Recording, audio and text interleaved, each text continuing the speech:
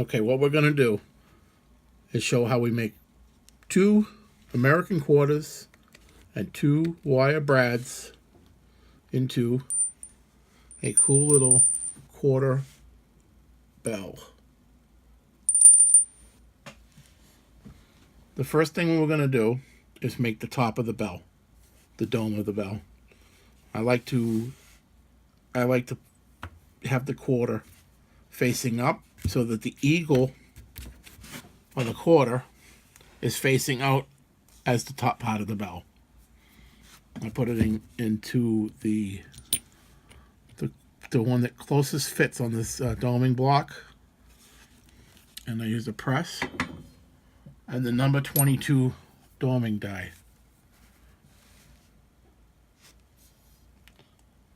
I center it up.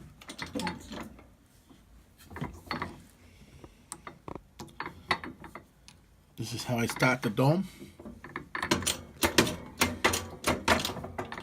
I'll make sure this is straight in there.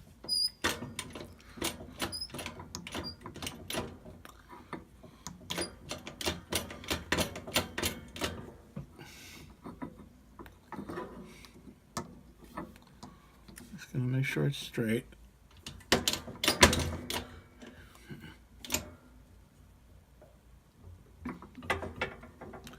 Straight and in the middle.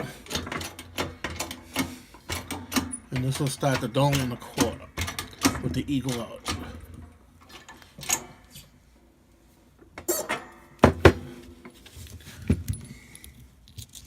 And you end up with that.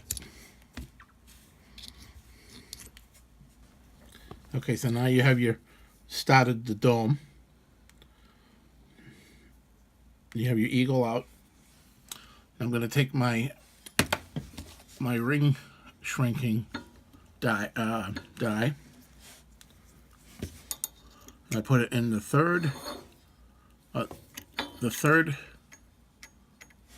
from the smallest, from the largest, and you take your number 15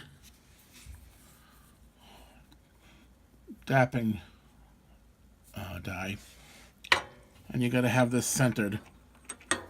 And you just gotta make sure you follow this straight and true down, or it'll screw the quarter up. So as long as it's in the middle and you go slow, you're gonna come out with a nice, perfect bell end. Bell end. Can you see that in there? And you don't want to go all the way through with this because it'll screw up the edge. You just want to go to where you see it just starts to make its way through. And that's good. If you see how far it is in there, in the die. And you just come around to the back and tap it out. And there's your perfect little dome for the top of the bell. Okay, so when we have this done, we just set that aside for now. And now what we're going to do is we're going to set up for the lower half of the bell. Okay, anybody familiar with the coin ring making process will recognize what I'm going to do here. I make these little cards up for myself to locate the hole, center of the hole in the quarter. And this one's for the quarter and this one's for the ringer. So we'll put that in there.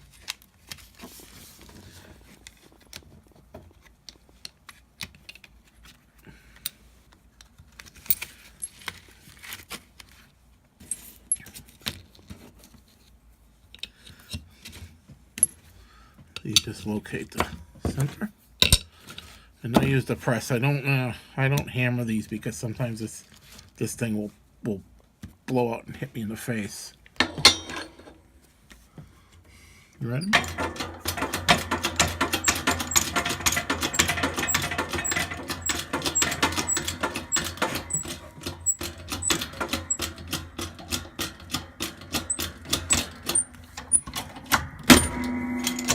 that.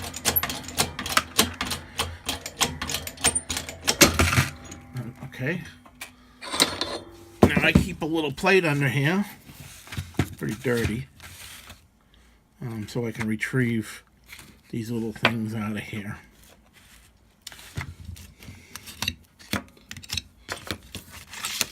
And there's your perfectly centered hole. And what we're going to do is we're going to put that aside for now. And what we'll do is we'll put the little piece that we punched out of the middle in there.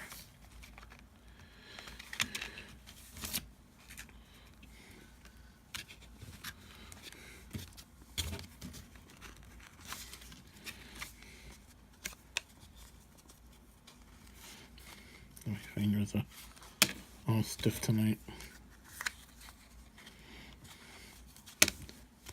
Of course.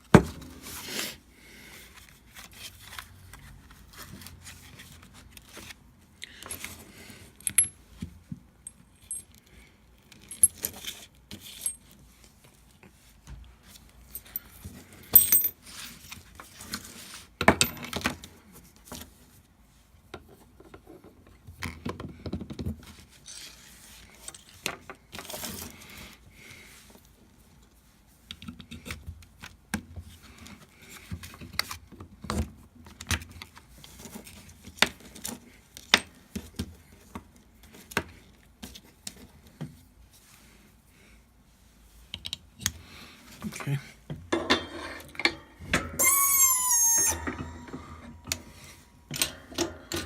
And then this punches the hole for the clanker of the bell.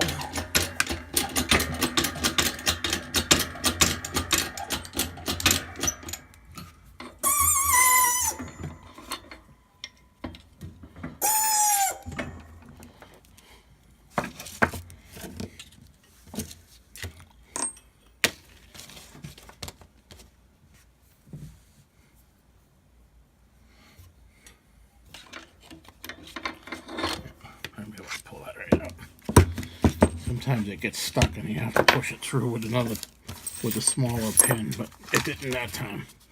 So there you have an offset hole, and there's your little what makes the bell ring.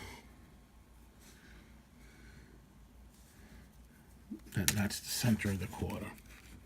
This quarter. Okay, so now we set that piece aside, and with the quarter that we punched, we're going to put it into the largest, next to the largest die here, with the eagle facing up. So you'll have it like that. That way, when you apply this to the bottom, the date or the quarter will be facing out. That's how I prefer to do it. Anybody, you can do it however you want to do it. You can have them switched around, or both out, both in, either way. So I put that in there, and I'm going to start to open this up. We'll put this back into the press, and we open it up with the number 15 doming die. That got flipped around, of course.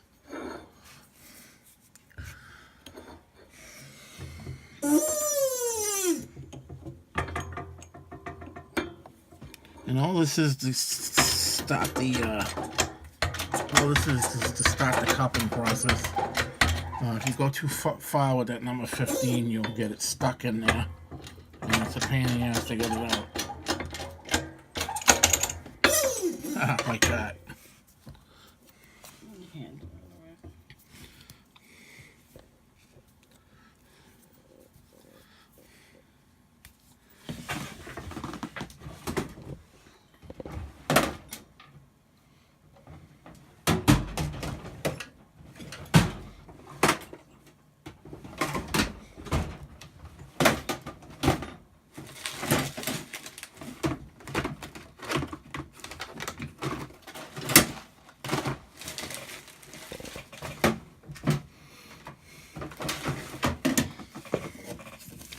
if it gets stuck, you can just put it like that, and it'll pop right back. It'll pop right off.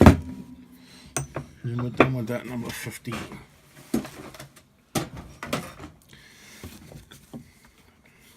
Okay, now that we have our cupping started, what we're going to do is we're going to sand this over, this edges over, so we can prevent any cracking.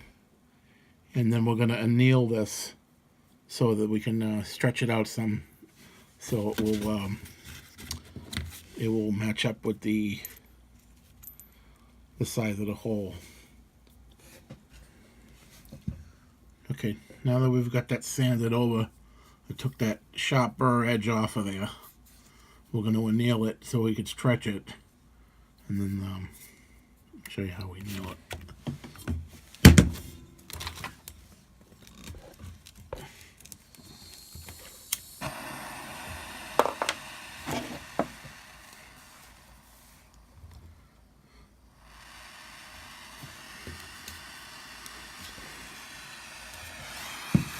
Okay, what we're going to do is we'll get this glowing red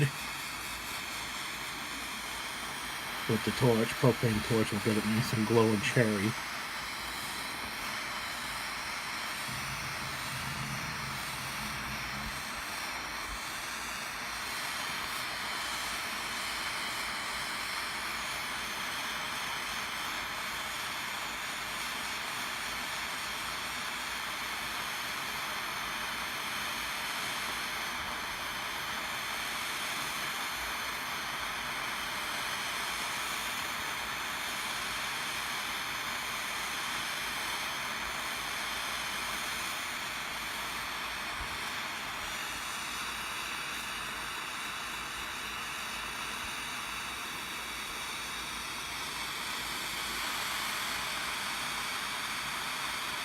There we go, it's starting to turn now.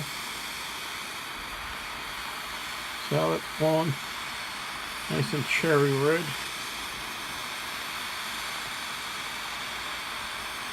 Once you get that nice shiny color, you dip it right in the water. Cool it right off. Now that's annealed, so we could start stretching it. Let me pull it out of there. And it'll have a nice blackish patina to it.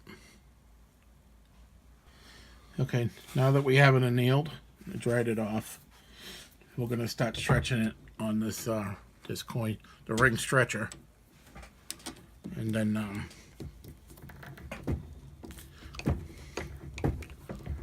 you want to be turning this a little, every pump of this, you want to turn it just a little bit. I usually get this down to around 12, and that usually is about the right size for that. And I like to try and eyeball this. It never comes out the same every one. Maybe just maybe 13, a little more.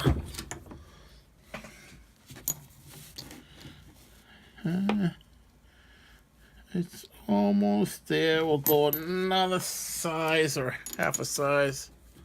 You don't want to go over, because then it'll just fall inside the little hole there. And that's close enough. That's where you want to be, right there. Now we got to resand these again, and I will come back when I resand these. I'll have them sanded, and I'll show you what it looks like sanded. Okay, now that we've got the two surfaces clean, you want it nice and shiny clean like that. I don't know if it's the camera could pick it up. Yeah, it picks it up pretty good. What we're going to do is we're going to take a little flux, and we add the flux to the edges. Make sure you get flux on all the surfaces. A little extra isn't going to hurt, but not enough will. It'll make the bell so it could possibly come apart on you. So we'll put a little flux on both surfaces.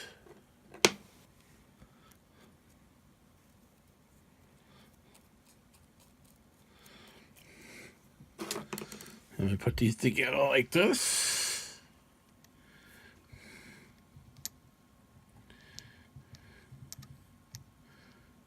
And what I do is I make a little ring out of solder.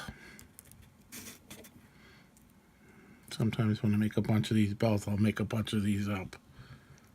And put that in there.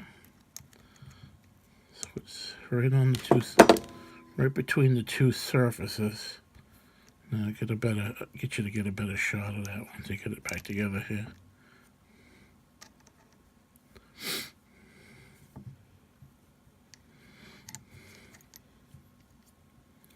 Now the flux will draw that solder right into the joint all the way around, and we'll get a nice video of that too, sucking in there.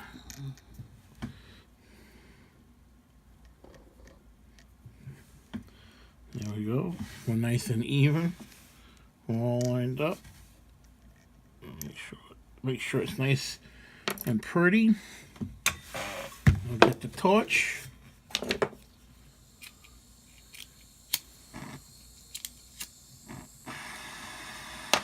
Now the torch is why this looks like this. The flux splatters out onto the surface, makes it all looks like it's rust, but it's not. And I'll heat this up slowly back and forth, and then you'll see that solder curl up and then suck right into the joint, just like plumbing. And the flux heating up. Give me a second now. Let that solder will put right into the joint, just like that. There we go. And now we have a little bell. And you let that cool, and trust me, you want to let that cool.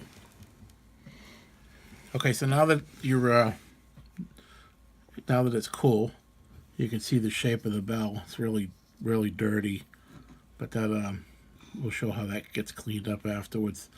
I like to take, we're done with this, I like to take the ring stretcher, the ring shrinker, just as a guide. And I set this down, and I find whichever one holds it tightest against the bench. And now I'll find center, eyeball center on these, because it's easier to do it that way. It's usually right between the back of the eagle. So you get your automatic center punch, and you get a nice little dot there. And I use a 1/16 drill bit, and I use this ring shrinker to hold the bell down so it doesn't spin on me. I have a drill press, but it's much easier to do it this way.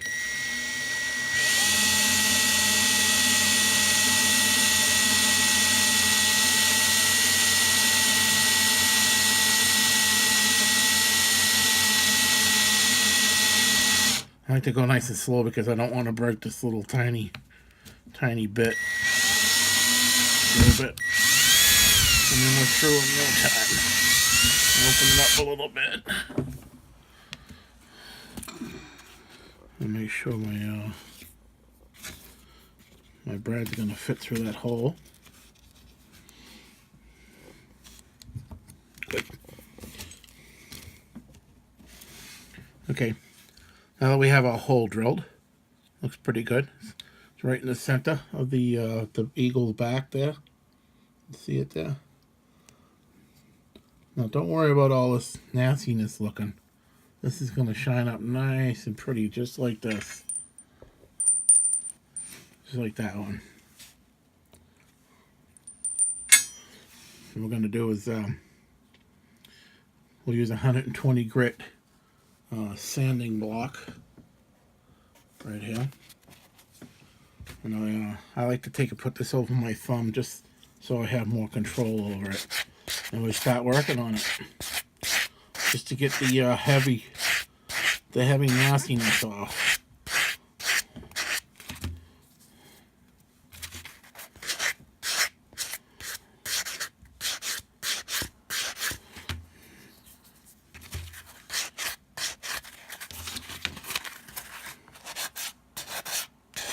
And you can see how it's coming. It's coming nice.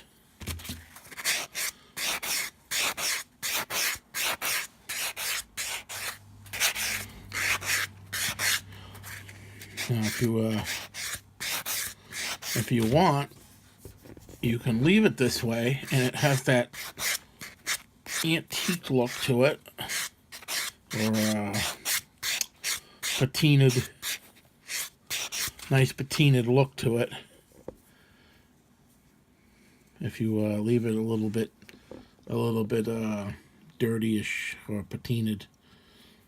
But I like to take, after I get done getting all the heaviness off of this, I like to take a little bit of steel wool, and that gets it nice and shiny. You can see how it gets it nice and clean.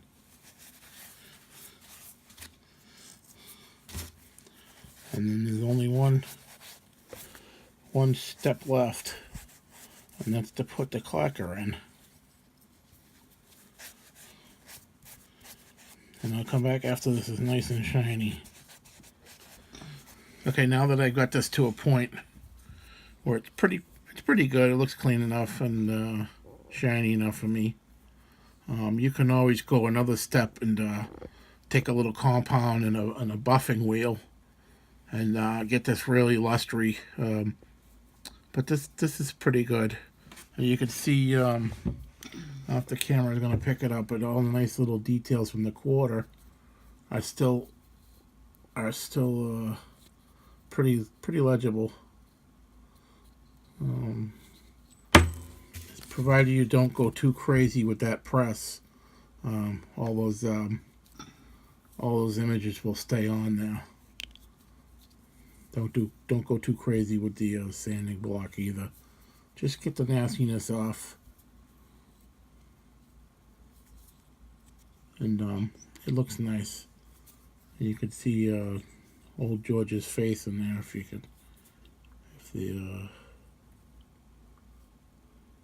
his face remains in there too. And now what we'll do is we'll make up the clacker, and we'll be done. Okay, now to make the clacker, I call the clacker the bell ringer. I keep a bunch of these brads bent in this J shape. I made up a little jig to make a bunch of these up, and I keep them in my drawer list. You could bend these. This is the start of it. You start by bending it into a J from the T part of the brad.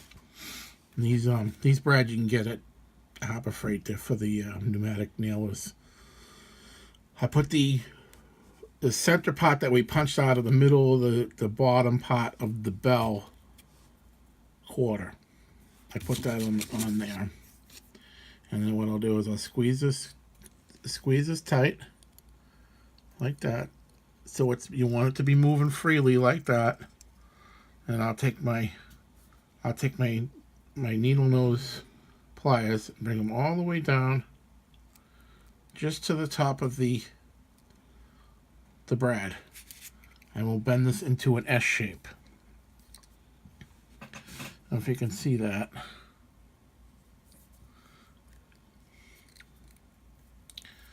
It has sort of an S shape to it. Can you see it?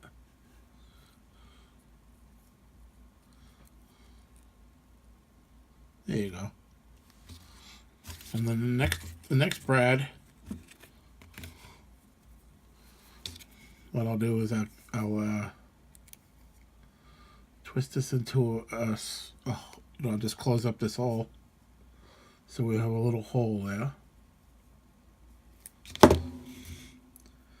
and then we put the second brad so it hangs like that, and you kind of get the idea of what's going on there, right? Tinkle, linkle, linkle, link, link. So we'll get this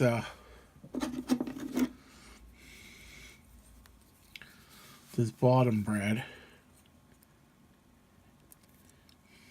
and we'll nip off the long piece,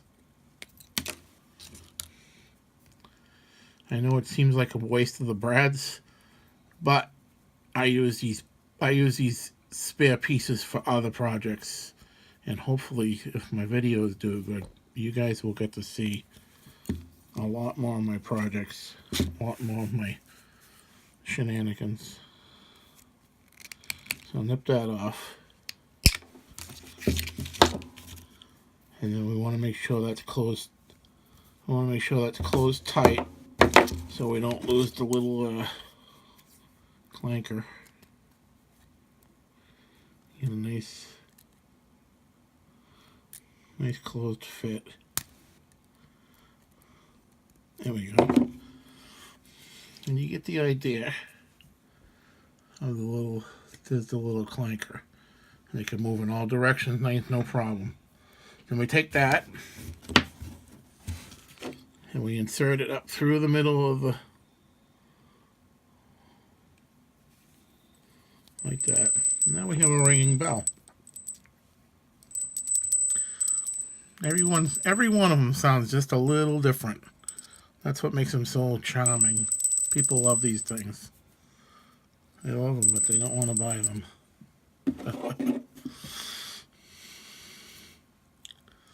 I grab this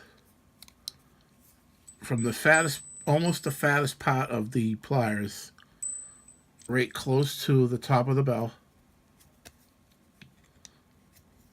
So about 2/3 of the way up of the pliers.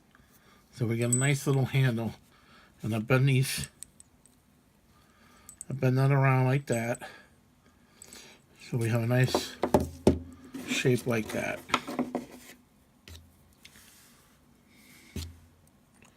We get this, we want to go about, from this point here, we want to go about a little more than a quarter of an inch down. And I do all this by eyeball because I've been doing it. So many of them. So now we grab this, and if you pull tight at the same time, you can get that to lock right into the base against itself. Just like that. And you won't have any movement, but just it'll spin. Just like that. And you have a nice little handle. People like to put these on their cats for, you know, the bird warning bells. I know bikers use little tiny bells to ward off evil spirits. They call them highway bells or gremlin bells. Christmas tree ornaments, you name it. I mean, hang it from your mirror in your car. Put it on a dog collar. You know, hear a little fella coming from a mile away. Jewelry, you name it. And there it is. Hope you enjoyed. And I just wanted to, you know, show how that looked underneath, so you can see how that's connected. And if my videos do well, I got all these other little things that I make. These little teapots and teacup saucer, little penny people. This Freddy Krueger inspired murder glove. I made this out of coins, and these are well, you'll find out if I make a video on this.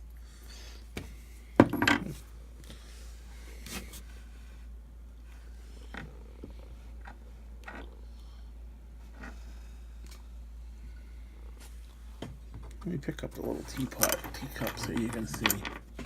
There's the saucer. And there's the cup with the little handle.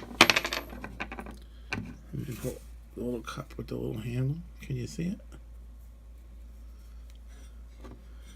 And the little penny tea sets.